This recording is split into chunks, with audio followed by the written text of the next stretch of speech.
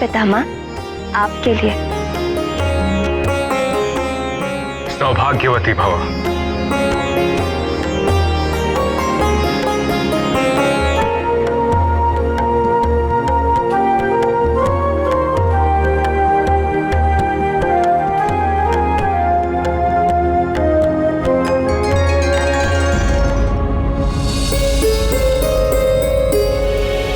वानरराज, युवराज कहाँ है? यही तो है, अभी तो लिटाया मैंने।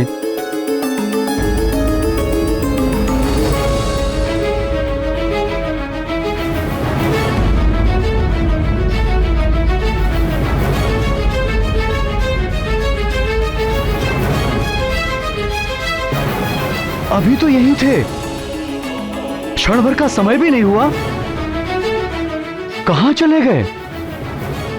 किसी ने मेरे लाल को देखा क्या? कहां जा सकता है? किसी ने तो लिया होगा, अदृश्य तो नहीं हो सकता। देखिए कहीं पलंग से नीचे तो नहीं गिर गया।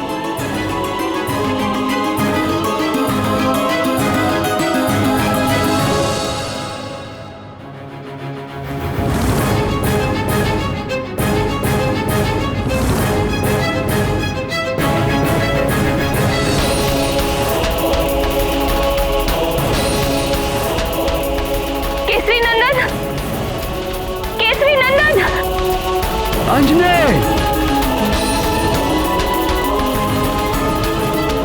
अंजने!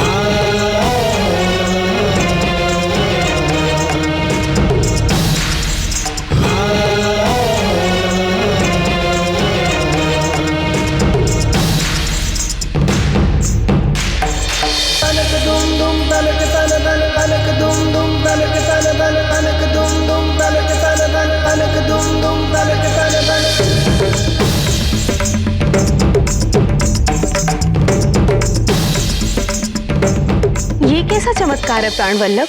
2 दिनों के हनुमान लल्ला घुटनों पर चलने लगे। इसमें आश्चर्य कैसा? हमारे श्याम सुंदर ने भी जन्म से 6वें दिन ही राक्षसी पूतना के प्राण खींच लिए थे। आंखें जो देखती हैं और जिसे सत्य मानती हैं, वो अधिकतर एक भ्रम होता है। सर्वव्यापी भगवान शंकर अपनी 8 मूर्तियों के रूप में इस जगत के हर तत्व में वास करते हैं।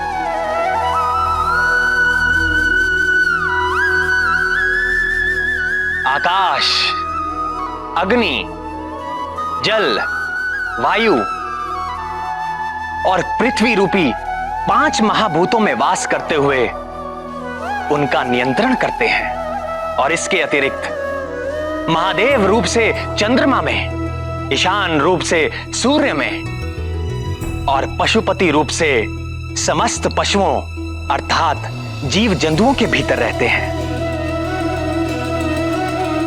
सूक्ष्म से सूक्ष्म कीटाणु से लेकर सारे पशु, पक्षी, मनुष्य, देवता, इन सब की आत्मा में पशुपति उपस्थित है। ईशावास्यमिदं सर्व यत्किंच जगत्याम जगत। इस जगत में जो कुछ भी है सब में महेश्वर का वास है। इन 8 रूपों में से जो सर्वव्यापी वायु है, इस ब्रह्मांड में सभी जीवों की सारी शक्ति का कारण प्राण रूपी वायु ही है। और जब ये शक्ति एक रूप ले लेती है तो वो और कोई नहीं, स्वयं हनुमान ही है। यदि वो प्राण वायु रूपी हनुमान अपने शैशव में ही वज्रकाय हो, महाबली हो, संकट मोचन हो, तो आश्चर्य कैसा। उन्हें देखने वाले निरंतर अद्भुत रस में डूबे रहे तो आश्चर्य कैसा। वो है ही अद्भुत। अद्भुत शिशु, हमारा शत्रु एक शिशु।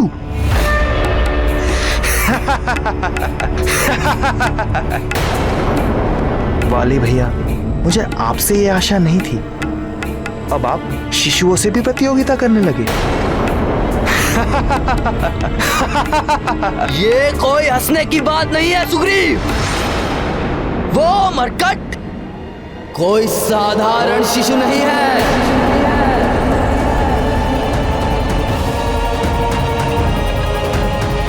वो शिशु है, किंतु वो मायावी शक्ति संपन्न है। मायावी है तो भी न जाने कितने यक्ष राक्षस आदि घूमते रहते हैं, सब तो हमारे शत्रु नहीं हो जाते। और फिर एक शिशु।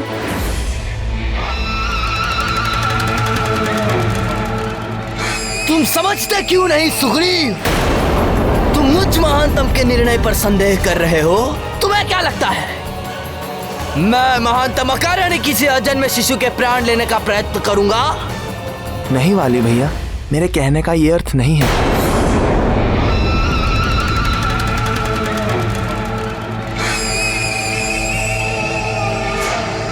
तो क्या अर्थ है? क्या किसी विष भरे सपोले को इसीलिए पालते रहना चाहिए कि वो अभी शिशु है, नवजात है? अरे मूर्ख, बुद्धिमान तो वही है जो विष वृक्ष को बढ़ने से पूर्व ही उसे जड़ से उखाड़ के फेंक दे। वह मरकट हमारे किष्किंधा राज्य और परिवार को ग्रसने वाला राहु है। यदि हमने उसका नाश नहीं किया तो वो हमारा विनाश कर देगा।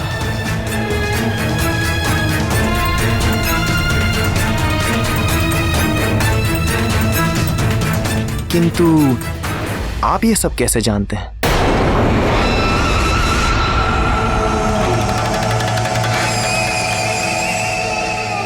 स्वयं देवर्षि नारद जी ने मुझ महानतम को यह सूचना दी।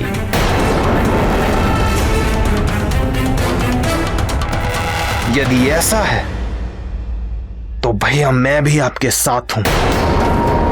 किष्किंधा की रक्षा के लिए मैं अपने हाथों से उसकी जीवन लीला का अंत करूंगा।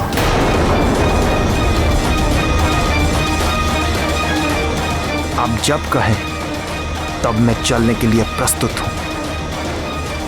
कब चलना है? कल भोर में ही।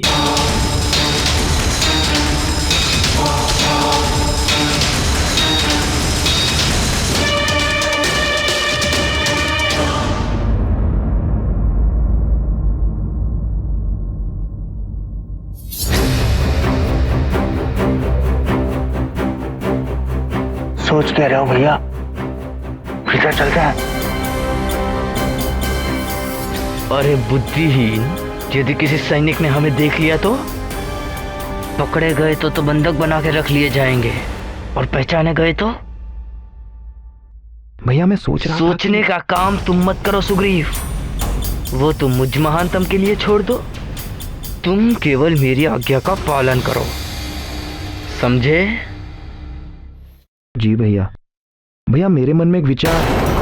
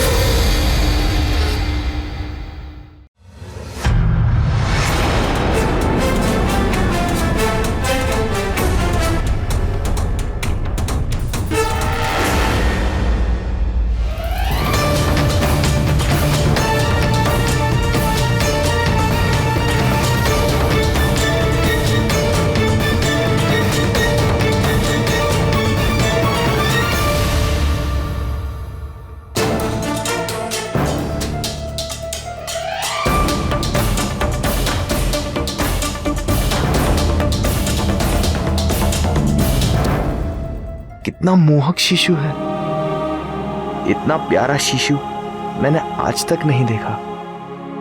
प्यारा शिशु?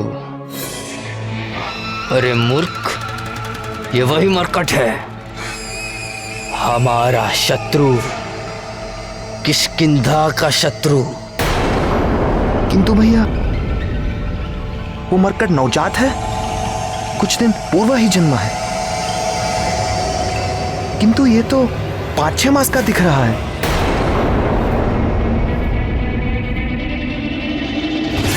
ये तो सचमुच 6 मास जितना बड़ा है, किंतु ये कैसे संभव है? इसके जन्मे तो 5 दिन भी पूरे नहीं हुए।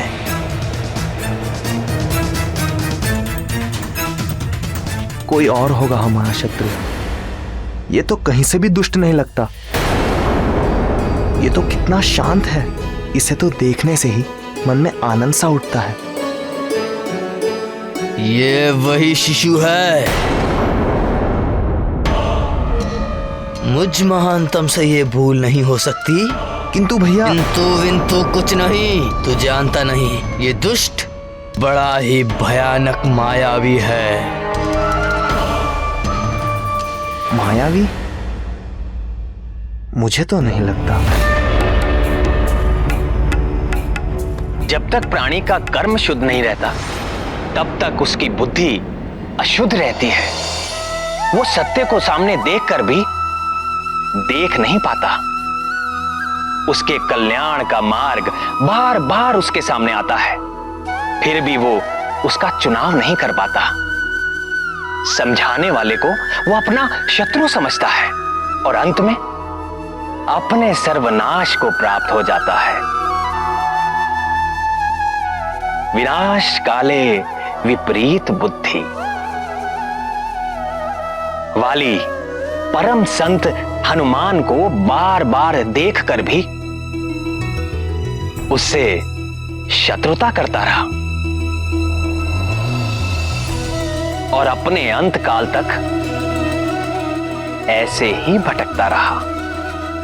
कर लिया लल्ला ने स्नान, अब कर लीजिए थोड़ा ध्यान। हार कंठ में कुंडल कान, कितने सुंदर है मुस्कान।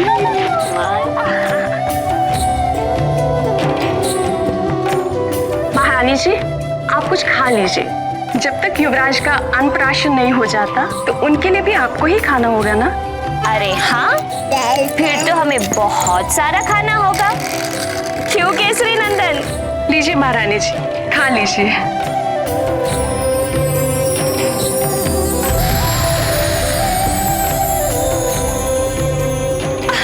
नहीं नहीं नहीं, अभी नहीं। ढाई माँ आप भी खाइए ना। अभी नहीं, अन्नप्राशन के बाद।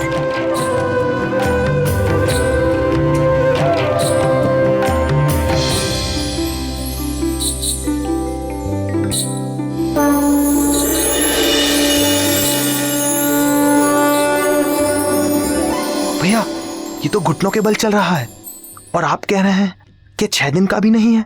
मायावी है मरकट, बोला था ना मैंने। युवराज जी थोड़े और बड़े हो जाइए, फिर मैं स्वयं आपको सेब के उपवन में ले चलूंगी।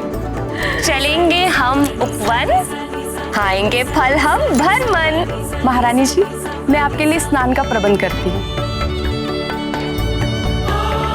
केसरी नंदन, अब मैं स्नान करके आती हूँ।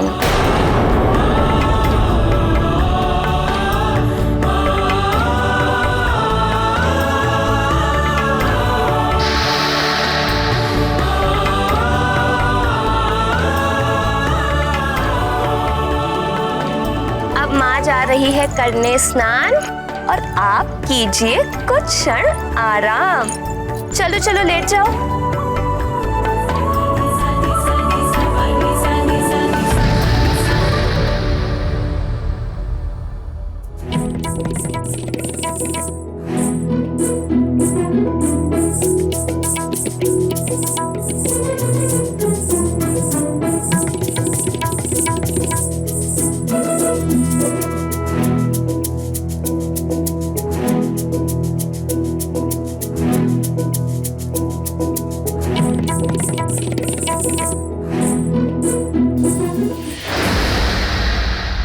देखो तो इस मायावी मरकट को, 5 दिन का भी नहीं है और सेब खाना चाहता है।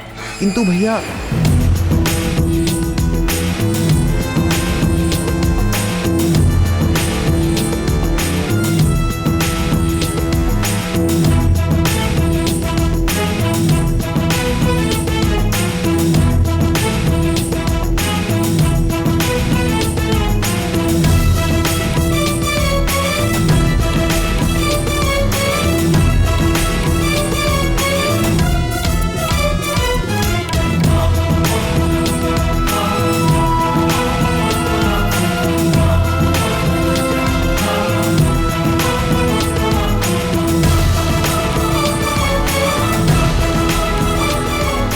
महादेव, भैया ये तो खड़ा भी हो गया।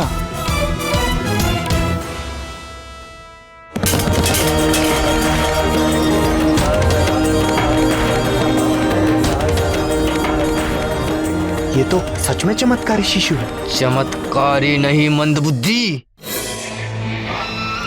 मायावी। स्वयं देवर्षि नारद जी ने मुझे कहा कि ये मरकट तेरे पतन का कारण बनेगा। मेरे होते हुए आपका पतन? कभी नहीं।